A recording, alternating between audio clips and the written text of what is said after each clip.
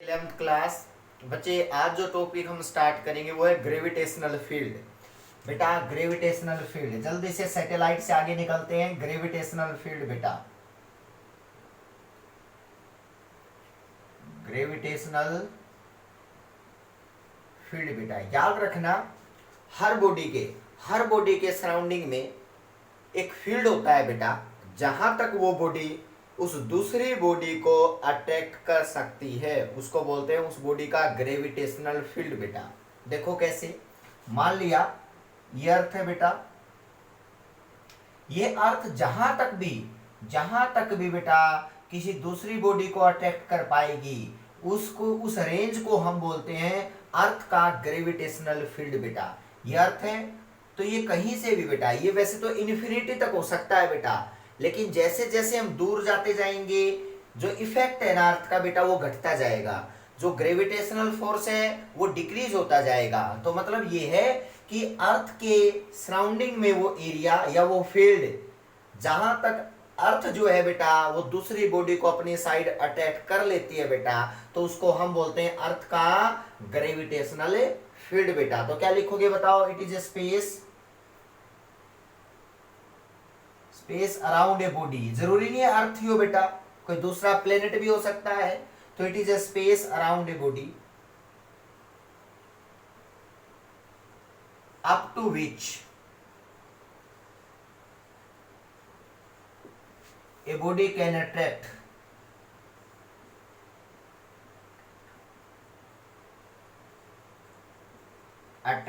the other body बेटा। उस space को हम क्या बोलते हैं बताओ? शाबाश, ग्रेविटेशनल फील्ड बोलते हैं बेटा। तो it is a space around a body up to which a body can attract the other body बेटा, उसको हम बोलते हैं ग्रेविटेशनल फील्ड बेटा। अब सुनना बेटा, ग्रेविटेशनल फील्ड जो है उसकी रेंज इन्फिनिटी तक हो सकती है, लेकिन इन्फिनिटी वो इतनी दूर होता है बेटा कि वहां पे हम ये मानते हैं कि ऑलमोस्ट जो ग्रेविटेशनल फील्ड है ना बेटा वो वेनिश हो जाता है, वो खत्म हो जाता है बेटा। समझ में आई बात? अब आगे बढ़ते हैं। इसी में बेटा जो इसकी एप्लीकेशन है वो है एस्केप वेलोसिटी बेटा। तो देखो एस्केप वेलोसिटी क्या होती है, बड़ी इंटरेस्टिंग है। एस्केप वेलोसिटी क्या होती है बेटा? एक ऐसी वेलोसिटी जो हम अर्थ या किसी बॉडी से हम जो है बेटा प्रोवाइड करते हैं, किसी प्लेनेट से या किसी सैटेलाइट से, कि अगर हम उस वेलोसिटी को प्रोवाइड करते हैं ना तो उसके बाद वो बॉडी जो है ना बेटा वो दोबारा लौट के उस अर्थ या उस प्लेनेट पे या सॉरी उस सैटेलाइट पे कहीं भी वो वापस नहीं आ सकती बेटा। उसको हम बोलते हैं उसकी एस्केप वेलोसिटी बेटा। तो इसका मतलब या इनडायरेक्टली क्या कह सकते हैं कि एक ऐसी वेलोसिटी प्रोवाइड करवाएंगे जिसके बाद बॉडी ग्रेविटेशनल फील्ड को क्या कर जाती है बताओ? छोड़ के निकल जाती है बेटा, उससे ग्रेविटेशनल फील्ड से निकल जाती है बेटा। तो उसको हम बोलते हैं एस्केप वेलोसिटी बेटा। तो क्या लिखोगे बताओ? It is A velocity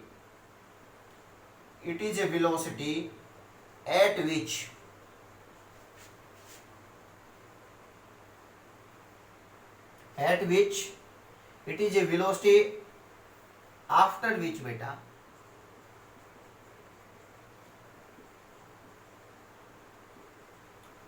body can क्या कर सकती है बताओ? बॉडी क्रॉस कर जाती है बेटा, body cross the gravitational field.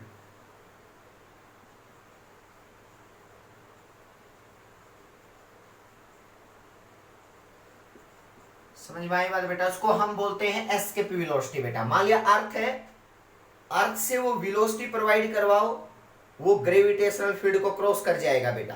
तो इसका हम ये कहते हैं it is A velocity after which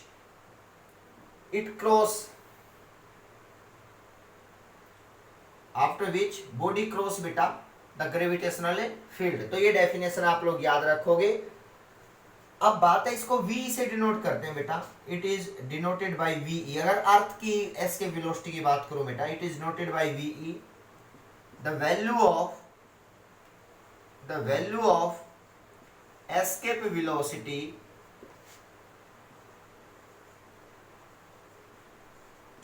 at the surface of earth, मतलब अर्थ के सरफेस से वो वेलोसिटी की वैल्यू कितनी आती है बेटा? Always velocity at the surface of earth जो है ना बेटा, ये प्रूव ही करवाऊंगा मैं, 11.2 किलोमीटर पर सेकंड बेटा, याद रखना ये बात। अगर इतनी वेलोसिटी आप लोग दोगे किसी बॉडी को ऊपर की डायरेक्शन में, तो याद रखना वो अर्थ के ग्रेविटेशनल फील्ड को छोड़ के चली जाएगी बेटा, वो वापस नहीं आ सकती। 11.2 किलोमीटर पर सेकंड बेटा, उसको बोलते हैं एस्केप वेलोसिटी ऑफ अर्थ बेटा, जो हर बॉडी के लिए अलग अलग होता है, हर प्लेनेट के लिए अलग अलग है। तो ये बात आप लोग याद रखोगे। अब आगे बढ़ते हैं बेटा, कैसे प्रूव करते हैं बेटा ये वैल्यू। तो देखो बेटा, एस्केप वेलोसिटी को कैसे प्रूव करते हैं सभी याद रखेंगे। मान लिया बेटा कोई भी अर्थ सिस्टम है, ये अर्थ है बेटा यहाँ पे, और हमें पता है अर्थ की रेडियस 6400 किलोमीटर होती है बेटा, ये सेंटर ऑफ अर्थ है।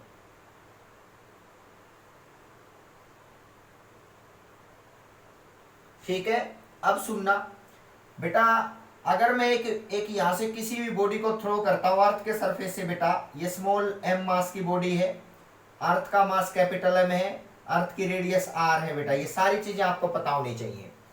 मैं इस वेलोसिटी को जो है ना बेटा, ये यहां से एक वेलोसिटी प्रोवाइड करवाता हूं अर्थ के सरफेस से इस बॉडी को, दैट इज वी, मान लिया बेटा वो वेलोसिटी वी है।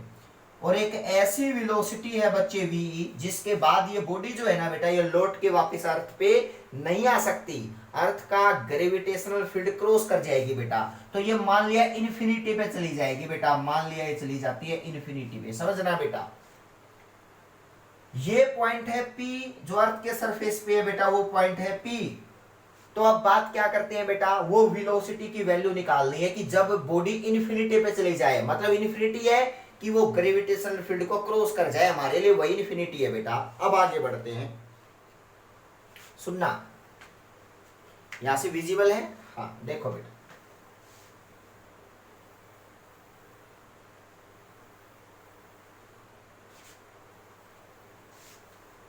क्या है देखो, मान लिया बेटा P पॉइंट है ना, P point, at point P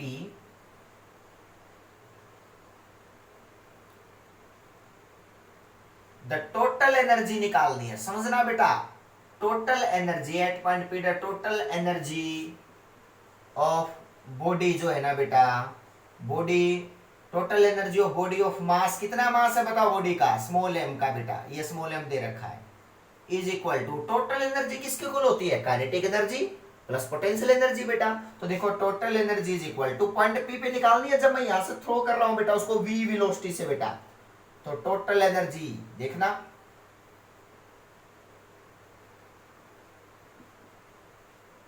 total energy is equal to kinetic energy plus, आप सभी ने सुन रखा है पोटेंशियल एनर्जी बेटा, यही टोटल एनर्जी होती है।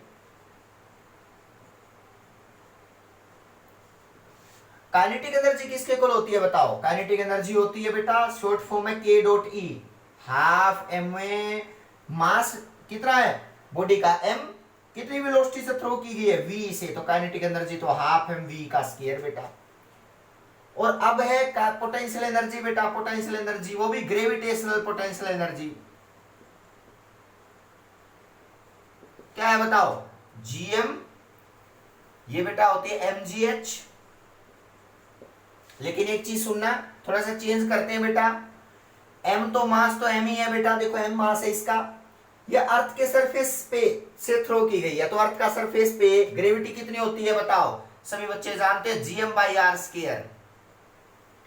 लेकिन ग्रेविटी नीचे की डायरेक्शन में अट्रैक्ट करता है ना सेंटर बेटा, तो ग्रेविटी डाउनवर्ड डायरेक्शन में होती है, तो पहले साइन माइनस लगा लो बेटा, लो बेटा, समझ में आई बात। अब आगे बढ़ते हैं कि बेटा जो h है ना हाइट, वो हाइट कितनी है सेंटर से, अगर मैं सेंटर का रेफरेंस लेता हूं तो ये पॉइंट P मेरे से r रेडियस पे है, तो इसका मतलब ये r बेटा, ध्यान से देखना, इसका मतलब सारी चीजें सेंटर से मेजर की जाती है जब ग्रेविटेशनल पोटेंशियल एनर्जी की बात होती है। तो minus m gm/r² into r, एक r से एक r कैंसिल होगा बेटा, देखो तो बताओ इस पॉइंट पे ग्रेविटेशनल पोटेंशियल एनर्जी कितनी आ गई, gmm अपॉन कैपिटल R, ध्यान से नोट कर लेना बेटा, ये आ जाती है ग्रेविटेशनल पोटेंशियल एनर्जी। अगर मैं टोटल एनर्जी की बात करता हूं तो टोटल एनर्जी जो आ गई बच्चे, that is equal to half M V का square, minus G M M upon R. ध्यान से देखना बेटा, what is small M, mass of body, what is capital M, mass of earth बेटा, तो upon R radius of earth. सारी चीजें आपके लिए पता है, सारी चीजें मैं बार बार रिपीट भी कर रहा हूं बेटा। ये टोटल एनर्जी पी पॉइंट पे आ जाती है बेटा, अगर मैं निकालना चाहूं तो एट पॉइंट पी बेटा। देखो अब बात करते हैं इन्फिनिटी की बेटा, ध्यान से सुनना, इन्फिनिटी की। तो टोटल एनर्जी एट इन्फिनिटी कितना आ गया बताओ? टोटल एनर्जी एट इन्फिनिटी बेटा, रेफरेंस इन्फिनिटी का ले लेता हूं क्योंकि बॉडी लौट के आती है तो इन्फिनिटी में चली गई। तो देखो बेटा, काइनेटिक एनर्जी, पहली बात तो पोटेंशियल एनर्जी क्या होगी बताओ? जीरो, क्योंकि बेटा आर की जगह इन्फिनिटी पुट करोगे, जब ये पॉइंट इन्फिनिटी पे चला जाएगा तो आर की जगह इन्फिनिटी, तो याद रखना पोटेंशियल एनर्जी की वैल्यू तो 1/इन्फिनिटी होती है, जीरो बेटा, जीरो आ गई। और हम ये मानते हैं कि कहीं ना कहीं जाके तो ग्रेविटेशनल फील्ड क्रॉस करने के बाद तो रुकी होगी बेटा, क्योंकि एस्केप वेलोसिटी का काम ग्रेविटेशनल फील्ड क्रॉस करवाना होता है, आगे जाए ना जाए बेटा। तो इसका हम मानते हैं वहां पे काइनेटिक एनर्जी भी क्या होगी? जीरो। तो बताओ total energy at infinity, kinetic plus potential कितना है बताओ? जीरो। लेकिन कंजर्वेशन ऑफ एनर्जी क्या कहती है कि energy neither be created nor be destroyed but can transfer from one form to another form. इसका मतलब ये टोटल एनर्जी और ये टोटल एनर्जी हर पॉइंट पे सेम रहनी चाहिए ना। इसका मतलब इसको जीरो के इक्वल क्या कर दो बताओ? पुट कर दो बेटा। तो by using conservation of energy concept बेटा, देखो by using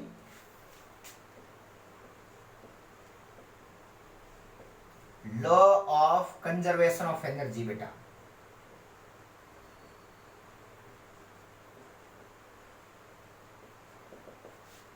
total energy at P, P point पे जो एनर्जी है टोटल बेटा, वो मस्ट भी इक्वल होती है बेटा टोटल एनर्जी एट इन्फिनिटी।